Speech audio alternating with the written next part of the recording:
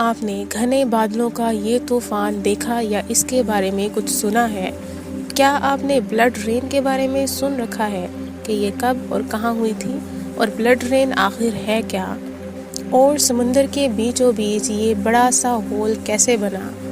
ये जानने के लिए इस वीडियो को आखिर तक देखें। आउटसाइड फैक्टर पे एक बार फिर आप सबको खुशामदीद।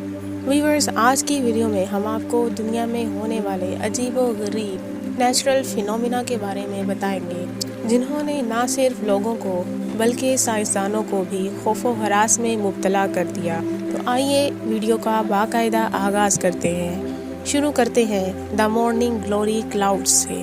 ये एक ऐसा नेचुरल फिनोमिना है जिसमें बादल इकट्ठे होके गोल गोल घूमकर बड़े बड़े रोल्स बना देते हैं, और ज़मीन से सिर्फ चंद ही मीटर की बुलंदी पर ये बहुत सारा एरिया कवर कर लेते हैं। क्योंकि ये ग्लोरी क्लाउड्स बहुत ही रेयर होते हैं, इसलिए एक ही ऐसी जगह रिपोर्ट की गई है जहाँ पर रेगुलर बेस पर इस तरह के क्लाउड्स बनते हैं। वो जगह है गल्फ ऑफ कारपेंट्रिया। इस जगह पर ग्लोरी क्लाउड्स मुसलसल बनते और डिसअपीयर होते रहते हैं। ये बादल आमतौर पर घूम घूम कर क्लाउड्स के बड़े बड़े बैंड्स बना देते हैं, और इन क्लाउड्स की हरकत करने की स्पीड इतनी ज़्यादा होती है कि ये एक सेकंड के अंदर अंदर 10 से 20 मीटर तक फैल जाते हैं।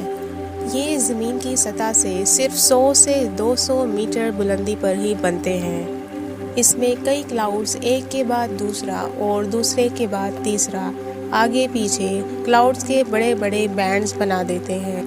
और आमतौर पर जब ये हरकत करते हैं तो इनके बिल्कुल स्टार्ट में एक नया क्लाउड बन जाता है, और इसके साथ साथ इसके बिल्कुल एंड वाले किनारे से एक क्लाउड ख़त्म हो जाता है।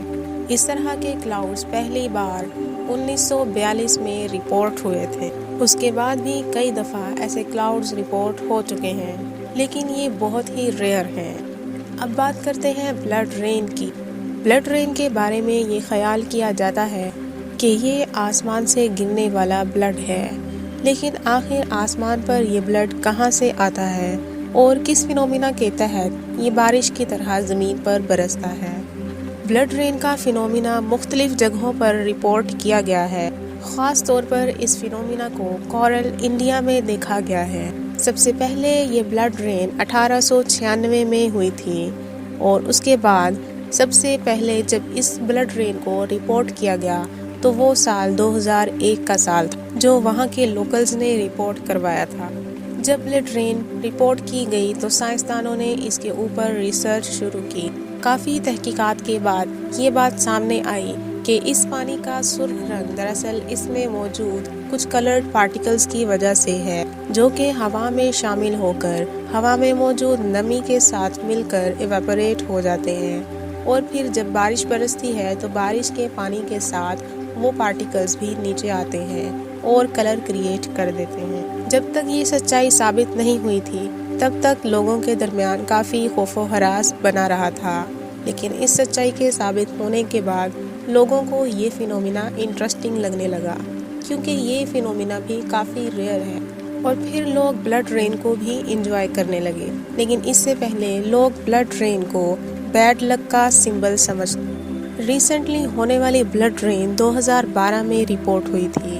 इसके अलावा श्रीलंका में भी 2012 में ब्लड रेन रिपोर्ट हुई है। साइंटिफिकली ब्लड रेन की सच्चाई साबित होने से पहले ये बहुत ही हैरानकुन फिनोमिना साबित हुआ था। कोस्ट ऑफ बेलीज के बिल्कुल करीब ये बड़ा सा होल कैसे बना? समुंदर के बीचों बीच इतना बड़ा होल बनने की पीछे क्या वजह थी? ये होल अमेरिका में बेलीज सिटी से सिर्फ 70 किलोमीटर के फासले पर बना हुआ है। ये ख्याल किया जाता है कि ये होल 1500 साल कबल बना था। एक फेमस डाइवर जैक्वस कोशियो ने इस होल को डिस्कवर किया था और इसे दुनिया की 5वीं स्कूबा डाइविंग साइट करार दिया था।